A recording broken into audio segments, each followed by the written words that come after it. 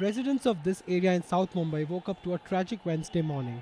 A portion of this 4-storied building Datta Niwas in Bindi Bazar area of the city came crashing down at 5:30 in the morning. Many residents of the building were trapped alive under the debris. The narrow lane leading up to the building made the rescue operations very difficult, and since there was no other approach to the building, the rescue team had a tough time reaching out to the trapped residents.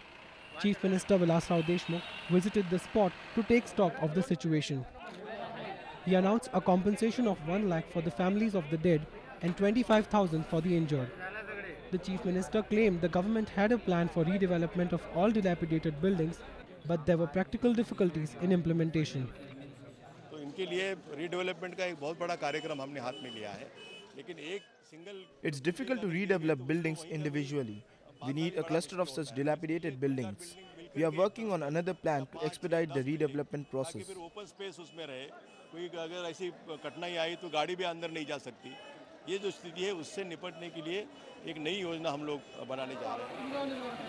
The injured were rushed to the nearby state-run JJ hospital, which tried its best to cope with the sudden crisis. There was a scene of chaos at Mumbai's JJ hospital in the morning as anxious relatives rushed to the hospital to know the fate of their loved ones. While the medical staff was adequately prepared, there were complaints about some machines not working. And while crying relatives tried to come to terms with the tragedy, the city mayor, who visited the hospital to meet the injured, passed the buck to the Maharashtra Housing and Area Development Authority. This was MHADA's building, so it was their responsibility to get these people shifted, but they failed to do their duty. But MHADA on its part claimed that it had served a notice to the residents of Datta Niwas only 2 days back.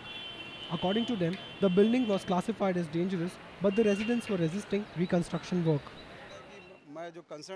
My deputy engineer, who has 700 such buildings under his jurisdiction, had visited these people few days back. He even tried convincing them for redevelopment. Most of the buildings in the ward are very old and dilapidated.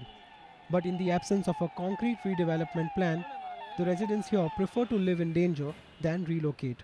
With Lakshmi Subramanian and Sarthak Bakchi, Ronak, Kotecha, News X, Mumbai.